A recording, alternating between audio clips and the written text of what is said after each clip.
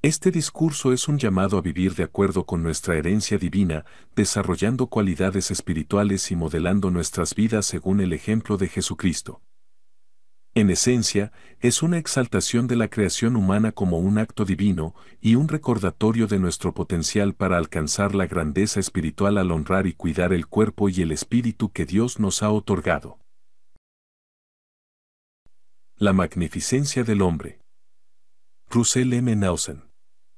Del Quórum de los 12 Apóstoles. Devocional en la Universidad Brigham Young, el 29 de marzo de 1987. Recuerden, por glorioso que sea este tabernáculo físico, el cuerpo está diseñado para sostener algo aún más glorioso, el Espíritu Eterno que habita en cada uno de nuestros marcos mortales. Los grandes logros de esta vida rara vez son físicos. Los atributos por los cuales seremos juzgados un día son espirituales. Los invito a reflexionar sobre cosas magníficas. Para ayudar, definamos la palabra magnífico.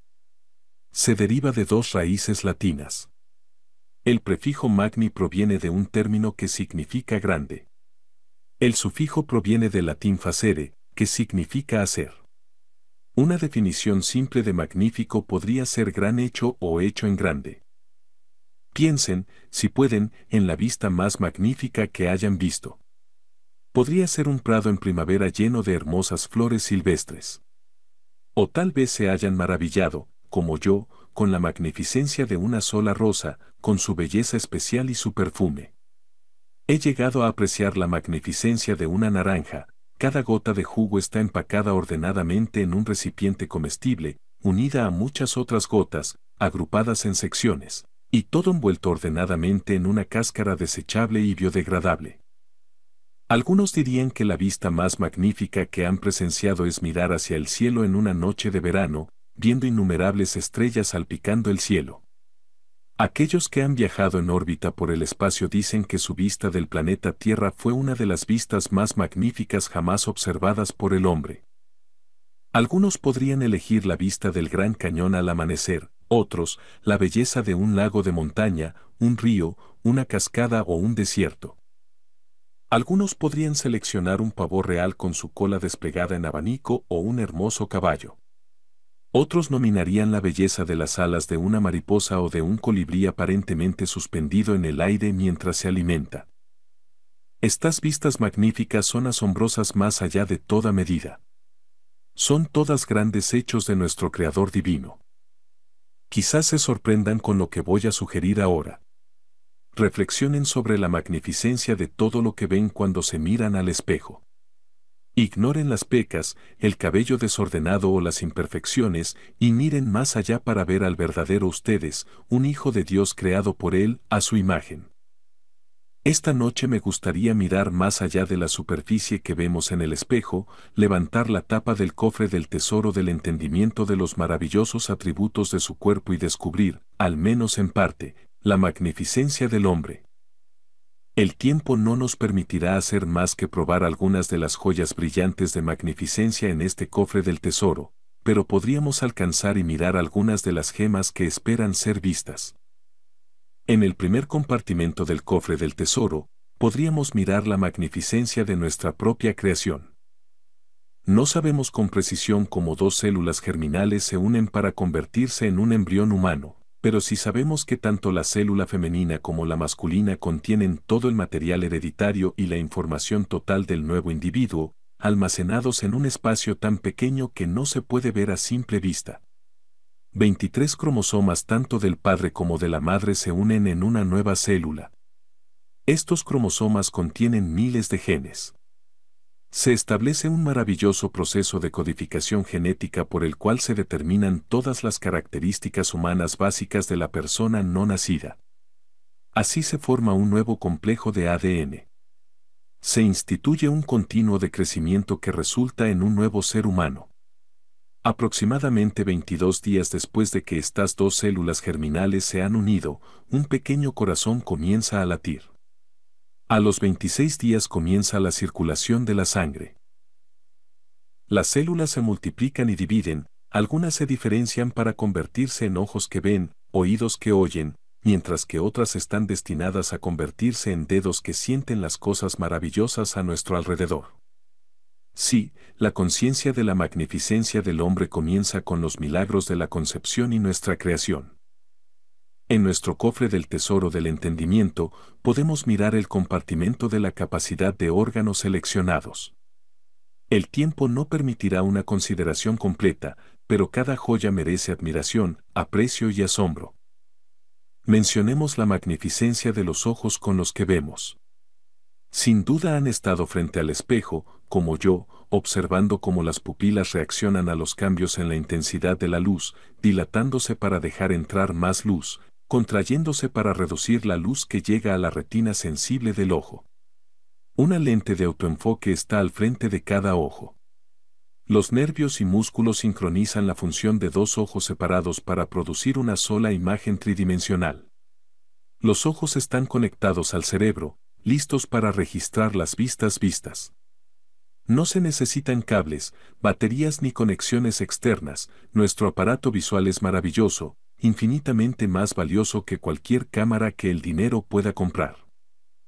Mientras admiramos un buen equipo estereofónico para percibir el sonido, reflexionemos sobre la magnificencia del oído humano. Es tan notable. Compactado en un área del tamaño de una canica está todo el equipo necesario para percibir el sonido. Una pequeña membrana timpánica sirve como diafragma. Minúsculos osículos amplifican la señal que luego se transmite a lo largo de las líneas nerviosas hasta el cerebro, que registra el resultado de la audición. Este maravilloso sistema de sonido también está conectado al instrumento de grabación del cerebro. Una gran parte del estudio y la investigación de mi vida se ha centrado en la joya del corazón humano, una bomba tan magnífica que su poder está casi más allá de nuestra comprensión. Para controlar la dirección del flujo de sangre a través del corazón, hay 4 válvulas importantes, cada una tan flexible como un paracaídas y tan delicada como un fino pañuelo de seda. Se abren y cierran más de 100.000 veces al día, más de 36 millones de veces al año. Sin embargo, a menos que se vean alteradas por una enfermedad, son tan resistentes que soportan este tipo de desgaste aparentemente de forma indefinida. Ningún material creado por el hombre hasta ahora puede flexionarse con tanta frecuencia y durante tanto tiempo sin romperse. La cantidad de trabajo que realiza el corazón es asombrosa. Cada día bombea suficiente fluido para llenar un tanque de 2.000 galones. El trabajo que realiza diariamente es equivalente a levantar a un hombre de 150 libras hasta la cima del Empire State Building, consumiendo solo unos 4 vatios de energía, menos que lo que utiliza una pequeña bombilla en su hogar. En la cresta del corazón hay un generador eléctrico que transmite energía por líneas especiales, causando que miríadas de fibras musculares latan en coordinación y ritmo. Esta sincronía sería la envidia del director de cualquier orquesta. Todo este poder está condensado en esta fiel bomba, el corazón humano, del tamaño de un puño, energizado desde dentro por una dotación de lo alto.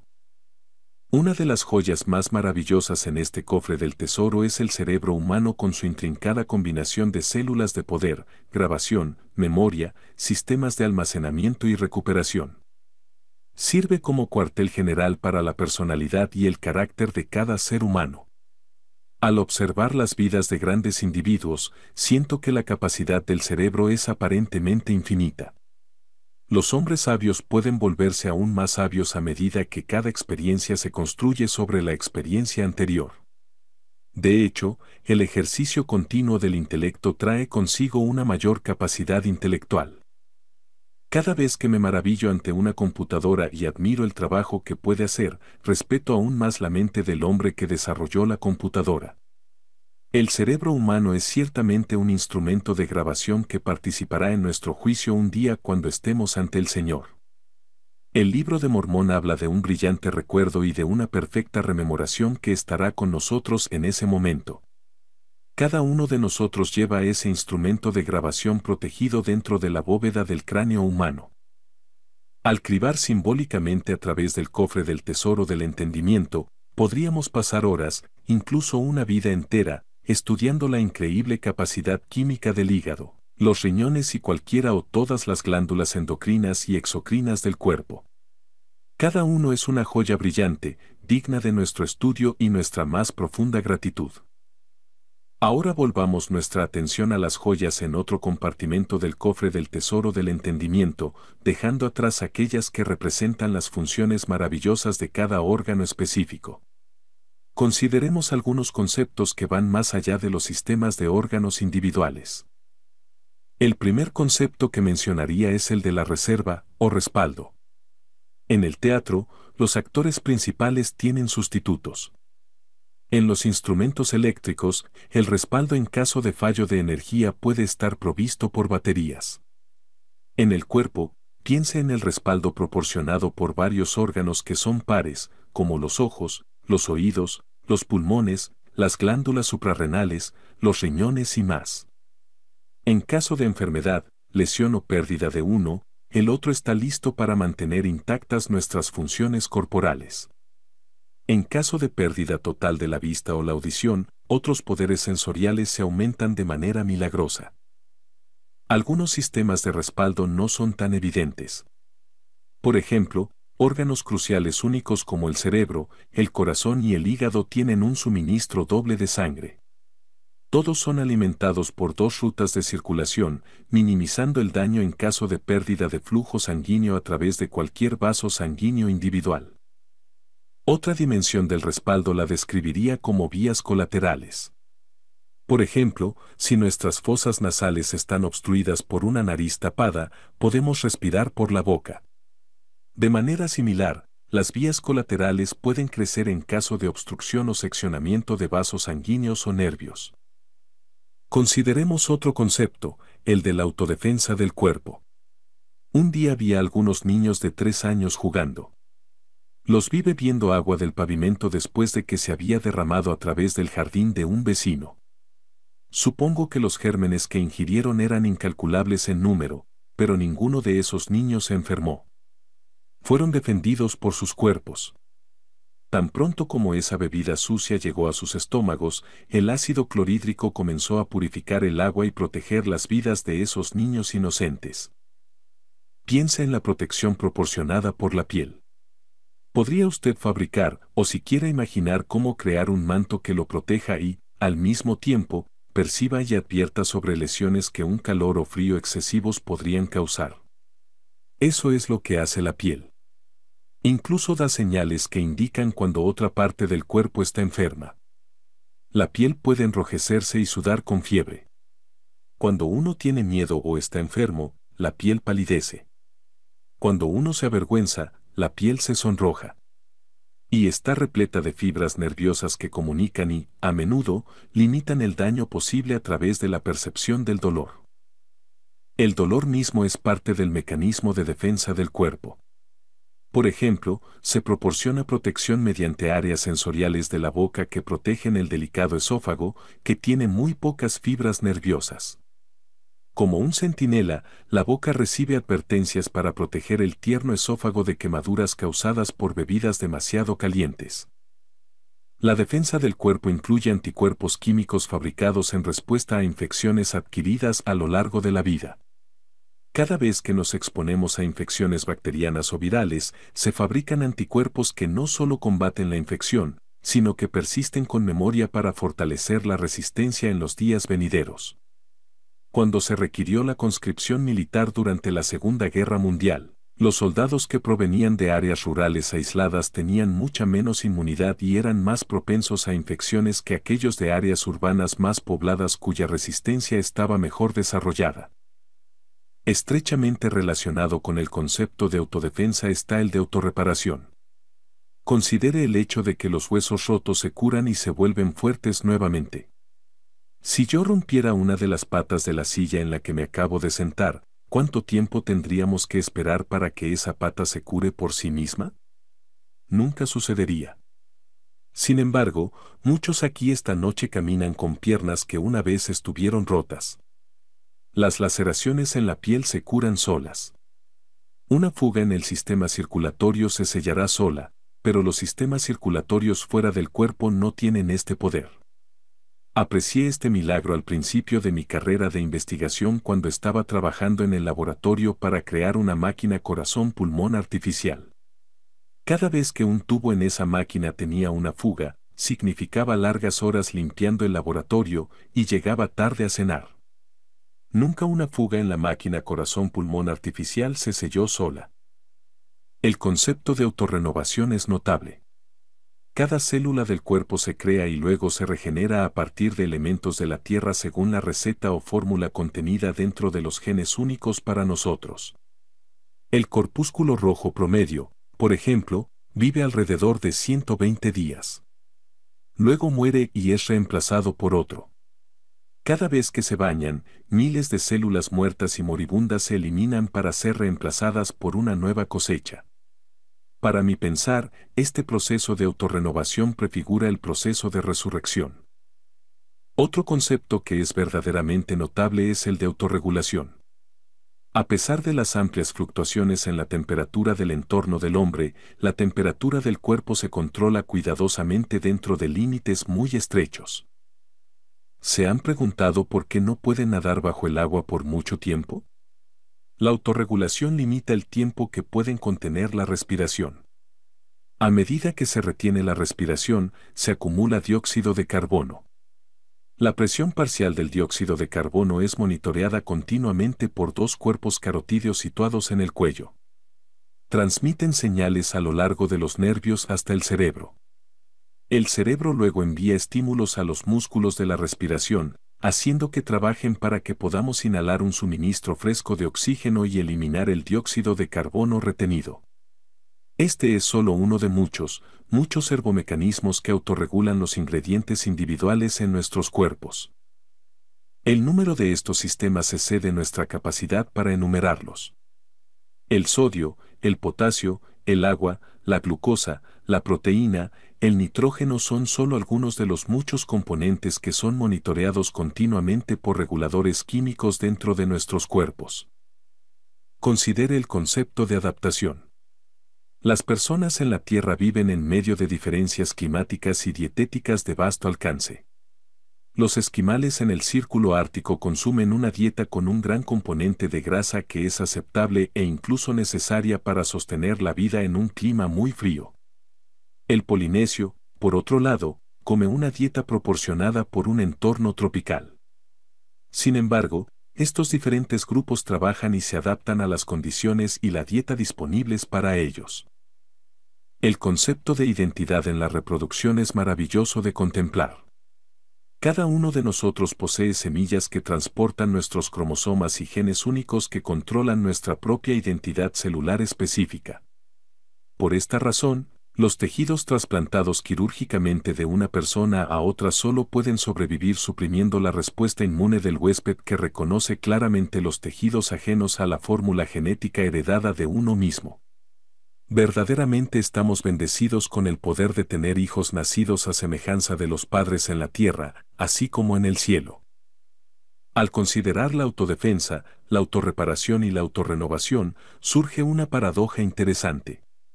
La vida ilimitada podría resultar si estas cualidades maravillosas del cuerpo continuaran indefinidamente. Piensen en esto, si pudieran crear algo que pudiera defenderse, repararse y renovarse sin límite, podrían crear vida perpetua. Eso es lo que nuestro Creador hizo con los cuerpos que creó para Adán y Eva en el jardín del Edén. Si hubieran continuado alimentándose del árbol de la vida, habrían vivido para siempre. Según el Señor, tal como fue revelado a través de sus profetas, la caída de Adán instituyó el proceso de envejecimiento que resulta finalmente en la muerte física. Por supuesto, no entendemos toda la química, pero somos testigos de las consecuencias de envejecer. Esto, y otras vías de liberación, aseguran que hay un límite en la duración de la vida sobre la Tierra. Sí, surgen problemas en nuestros cuerpos que no se reparan con el tiempo. Para el médico hábil, esta pregunta profunda es planteada por cada paciente enfermo que se ve: ¿esta enfermedad mejorará o empeorará con el paso del tiempo? El primero solo necesita cuidados de apoyo. El segundo requiere ayuda significativa para convertir el proceso de deterioro progresivo en uno que podría mejorar con el tiempo. La muerte, cuando llega, generalmente parece ser inoportuna para la mente mortal. Entonces necesitamos tener una visión más amplia de que la muerte es parte de la vida. No era conveniente que el hombre fuese redimido de esta muerte temporal, porque eso destruiría el gran plan de felicidad. Cuando una enfermedad grave o lesiones trágicas reclaman a una persona en la flor de su vida, podemos encontrar consuelo en este hecho. Las mismas leyes que no permitieron que la vida persista aquí son las mismas leyes eternas que se implementarán en el momento de la resurrección, cuando ese cuerpo será restaurado a su forma propia y perfecta. Los pensamientos sobre la vida, la muerte y la resurrección nos llevan a enfrentar preguntas cruciales. ¿Cómo fuimos creados? ¿Por quién? ¿Y por qué? A lo largo de los siglos, algunos sin entendimiento escritural han intentado explicar nuestra existencia con palabras pretenciosas como ex nihilo, de la nada. Otros han deducido que, debido a ciertas similitudes entre diferentes formas de vida, ha habido una selección natural de las especies o evolución orgánica de una forma a otra. Otros más han concluido que el hombre vino como consecuencia de un Big Bang que resultó en la creación de nuestro planeta y la vida sobre él. Para mí, tales teorías son increíbles. ¿Podría una explosión en una imprenta producir un diccionario? Es impensable. Pero podría argumentarse que está dentro de un remoto ámbito de posibilidad. Incluso si eso pudiera suceder, ciertamente tal diccionario no podría sanar sus propias páginas rasgadas, renovar sus propias esquinas desgastadas o reproducir sus propias ediciones posteriores. Somos hijos de Dios, creados por Él y formados a su imagen. Recientemente estudié las Escrituras simplemente para encontrar cuántas veces testifican de la creación divina del hombre. Al buscar referencias que se refirieran a crear o formar, o sus derivados, con hombre, hombres, varón o mujer en el mismo versículo, encontré que hay al menos 55 versículos de las Escrituras que atestiguan nuestra creación divina. He seleccionado uno para representar todos esos versículos que transmiten la misma conclusión.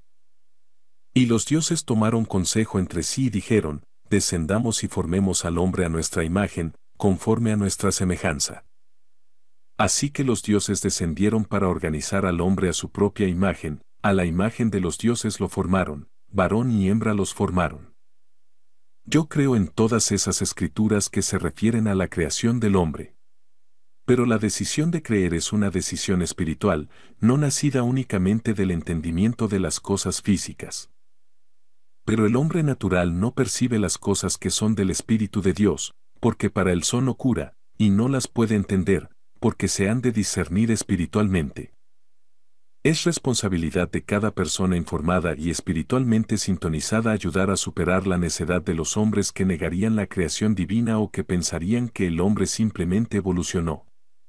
Por el Espíritu percibimos la sabiduría más verdadera y creíble de Dios. Con gran convicción agrego mi testimonio al de mi compañero apóstol, Pablo, quien dijo: ¿No sabéis que sois templo de Dios, y que el Espíritu de Dios mora en vosotros? Si alguno destruyere el templo de Dios, Dios lo destruirá a él, porque el templo de Dios, el cual sois vosotros, santo es. El Señor dijo que el espíritu y el cuerpo son el alma del hombre. Cada uno de nosotros, por lo tanto, es un ser dual, una entidad biológica, física, y una entidad intelectual, espiritual. La combinación de ambos es íntima a lo largo de la mortalidad. En el principio, el hombre, como esa entidad intelectual, estaba con Dios. Nuestra inteligencia no fue creada ni hecha, ni puede serlo. Ese espíritu, unido a un cuerpo físico de cualidades tan notables, se convierte en un alma viviente de un valor supremo. El salmista expresó este pensamiento: Cuando veo tus cielos, obra de tus dedos, la luna y las estrellas que tú formaste. ¿Qué es el hombre, para que tengas de él memoria? Le has hecho poco menor que los ángeles, y lo coronaste de gloria y de honra. ¿Por qué fuimos creados? ¿Por qué estamos aquí? ¿Por qué estamos en la tierra? Dios ha dejado claro una y otra vez que el mundo fue hecho para que existiera la humanidad. Estamos aquí para trabajar en nuestro destino divino, según un plan eterno que se nos presentó en el gran consejo del cielo. Nuestros cuerpos han sido creados para acomodar nuestros espíritus, para permitirnos experimentar los desafíos de la mortalidad. Con este entendimiento, es pura sacrilegio dejar que cualquier cosa entre en el cuerpo que pueda profanar este templo físico de Dios. Es irreverente permitir que incluso la mirada de nuestra preciosa vista o los sensores de nuestro tacto o audición suministren al cerebro recuerdos que sean impuros e indignos. ¿Podríamos alguno de nosotros despreciar a la ligera las preciosas semillas de la reproducción, específicas y únicamente nuestras, o ignorar las leyes morales de Dios, quien dio reglas divinas que gobiernan su uso sagrado? Sabiendo que somos creados como hijos de Dios, y que Él nos ha dado el albedrío para elegir, también debemos saber que somos responsables ante Él. Él ha definido la verdad y prescrito mandamientos. La obediencia a su ley nos traerá gozo. La desobediencia a esos mandamientos se define como pecado. Aunque vivimos en un mundo que parece cada vez más reacio a designar hechos deshonrosos como pecaminosos, una escritura así lo advierte: los necios se mofan del pecado, pero entre los rectos hay favor. Nadie es perfecto. Algunos pueden haber pecado gravemente al transgredir las leyes de Dios. Misericordiosamente, podemos arrepentirnos. Eso también es una parte importante de la oportunidad de la vida. El arrepentimiento requiere dominio espiritual sobre los apetitos de la carne. Cada sistema físico tiene apetitos. Nuestros deseos de comer, beber, ver, oír y sentir responden a esos apetitos. Pero todos los apetitos deben ser controlados por el intelecto para que podamos alcanzar el verdadero gozo. Por otro lado, cuando permitimos que los apetitos descontrolados del cuerpo determinen un comportamiento opuesto a las nobles incitaciones del espíritu, se prepara el escenario para la miseria y el dolor. Sustancias como el alcohol, el tabaco y las drogas dañinas están prohibidas por el Señor. Asimismo, hemos sido advertidos sobre los males de la pornografía y los pensamientos impuros. Los apetitos por estas fuerzas degradantes pueden volverse adictivos. Las adicciones físicas o mentales se vuelven doblemente graves porque, con el tiempo, esclavizan tanto el cuerpo como el espíritu. El arrepentimiento completo de estas ataduras, o de cualquier otro yugo de pecado, debe lograrse en esta vida mientras aún tenemos la ayuda de un cuerpo mortal para ayudarnos a desarrollar el dominio propio. Cuando realmente conocemos nuestra naturaleza divina, nuestros pensamientos y comportamientos serán más apropiados. Entonces controlaremos nuestros apetitos. Enfocaremos nuestros ojos en las vistas, nuestros oídos en los sonidos y nuestras mentes en los pensamientos que sean un crédito a nuestra creación física como templo de nuestro Padre Celestial. En la oración diaria podemos reconocer con gratitud a Dios como nuestro Creador, agradecerle por la magnificencia de nuestro templo físico y luego seguir su consejo. Aunque no podemos comprender completamente la magnificencia del hombre, en fe podemos continuar nuestra búsqueda reverente. Podemos unirnos con Jacob en esta maravillosa declaración. He aquí, grandes y maravillosas son las obras del Señor. Cuán insondables son las profundidades de sus misterios, y es imposible que el hombre descubra todos sus caminos. Porque he aquí, por el poder de su palabra el hombre vino sobre la faz de la tierra, la cual tierra fue creada por el poder de su palabra. Por tanto, hermanos, no procuréis aconsejar al Señor, sino recibir consejo de su mano. Durante años he asistido a reuniones científicas de sociedades académicas. Miles de científicos y practicantes médicos de todo el mundo participan en tales asambleas anualmente. La búsqueda de conocimiento es interminable. Parece que cuanto más sabemos, más hay por aprender.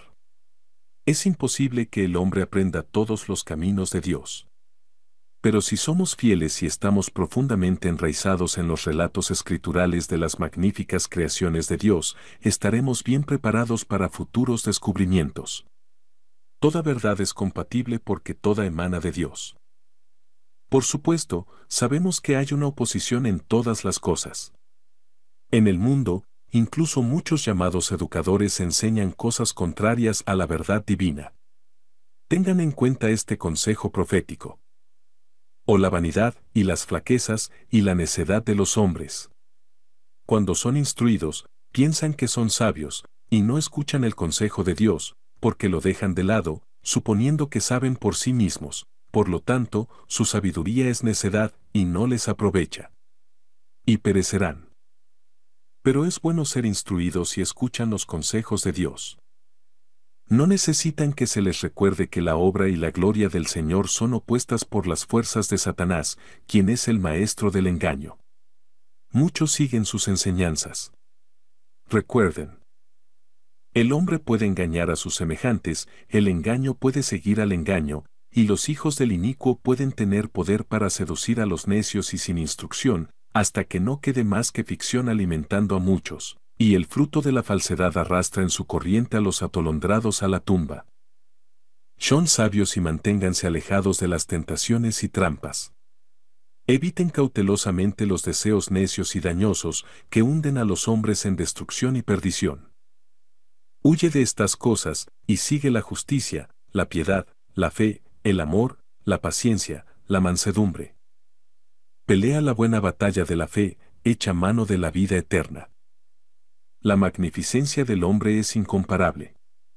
Recuerden, por glorioso que sea este tabernáculo físico, el cuerpo está diseñado para sostener algo aún más glorioso, el Espíritu eterno que habita en cada uno de nuestros marcos mortales.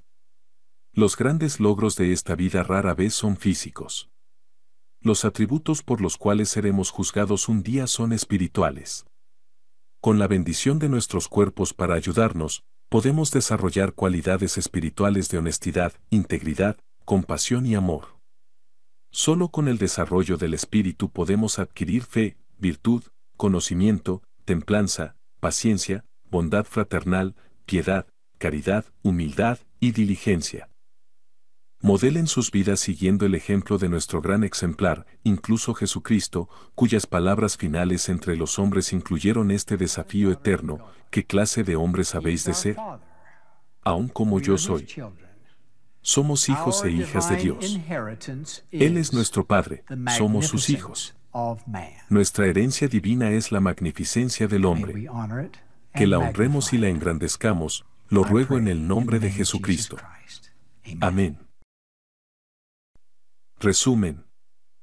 Russell M. Nelson resalta la maravilla de la creación humana, enfocándose tanto en la perfección del cuerpo físico como en el propósito espiritual que lo acompaña. Nelson inicia con una reflexión sobre la palabra magnificencia, destacando que proviene de raíces latinas que significan gran hecho. A partir de esto, invita a la audiencia a considerar la magnificencia de diversas creaciones naturales, para luego dirigir la atención a la mayor obra de todas, el ser humano. Nelson describe detalladamente la complejidad del cuerpo humano, mencionando ejemplos como el funcionamiento del corazón, la capacidad de los ojos y el milagro del cerebro. Subraya que estas funciones físicas no solo son impresionantes en su diseño, sino que también son testigos del poder creador de Dios. Asimismo, enfatiza que el cuerpo humano no es solo una máquina biológica, sino un templo que alberga un espíritu eterno, lo cual le otorga un valor aún mayor. El discurso también aborda conceptos clave como la autorregulación, la autorrenovación, la autodefensa y la capacidad de adaptación del cuerpo humano. Nelson reflexiona sobre cómo estos procesos no solo aseguran la vida física, sino que también reflejan verdades espirituales más profundas, como la resurrección y la vida eterna. Finalmente, Nelson advierte sobre los peligros de descuidar o maltratar el cuerpo, recordando que somos hijos de Dios y que nuestro cuerpo es un templo sagrado. Concluye con una exhortación a vivir de manera digna de nuestra herencia divina, desarrollando atributos espirituales y siguiendo el ejemplo de Jesucristo. El discurso de Russell M. Nelson es una poderosa combinación de ciencia y fe, donde la biología del cuerpo humano se presenta no solo como una maravilla de la ingeniería divina, sino como un símbolo de las verdades eternas del Evangelio. Nelson utiliza su experiencia como cirujano para ilustrar la magnificencia del cuerpo, destacando que cada aspecto físico del ser humano tiene un propósito espiritual. Esto refuerza la idea de que el conocimiento científico y la fe religiosa no son opuestos, sino complementarios en la búsqueda de la verdad. Un aspecto destacado del discurso es cómo Nausen conecta las funciones del cuerpo con enseñanzas espirituales. Por ejemplo, al hablar de la capacidad del cuerpo para autorrenovarse, él introduce la idea de la resurrección, ofreciendo una perspectiva eterna sobre un proceso biológico. Asimismo, al discutir la identidad y el propósito del cuerpo, Nausen subraya la responsabilidad moral que tenemos de cuidar y honrar nuestra creación divina. Nelson también se enfrenta directamente con teorías que contradicen la doctrina de la creación divina, como la evolución y el Big Bang, reafirmando la creencia en un creador consciente y amoroso. Esta postura refuerza la importancia de la fe en un mundo donde las interpretaciones científicas a veces desafían las creencias religiosas. El discurso nos invita a reconsiderar cómo vemos nuestro cuerpo y nuestra identidad como seres humanos. En un mundo que a menudo valora lo superficial y lo material, Nausen nos recuerda que la verdadera grandeza del hombre reside no solo en su creación física, sino en su potencial espiritual. Nuestro cuerpo es una herramienta divina diseñada para albergar un espíritu eterno, y con este entendimiento viene una gran responsabilidad: debemos vivir de manera que honremos ese propósito sagrado. Esta enseñanza tiene profundas implicaciones en la vida cotidiana. Al comprender nuestra naturaleza divina, podemos encontrar mayor motivación para cuidar nuestro cuerpo, no solo en términos de salud física, sino también en cómo lo utilizamos para expresar nuestra espiritualidad y cumplir con nuestro propósito en la vida. Este discurso también nos desafía a examinar nuestras prioridades, recordándonos que los logros más grandes que podemos alcanzar no son aquellos que el mundo celebra, sino aquellos que desarrollan y fortalecen nuestro espíritu. En última instancia, es una llamada a vivir en armonía con nuestro diseño divino, reconociendo que somos, en verdad, hijos e hijas de Dios con un destino eterno. Al hacerlo, no solo honramos al Creador, sino que también alcanzamos nuestra propia magnificencia, reflejando la gloria de Dios en nuestras vidas diarias.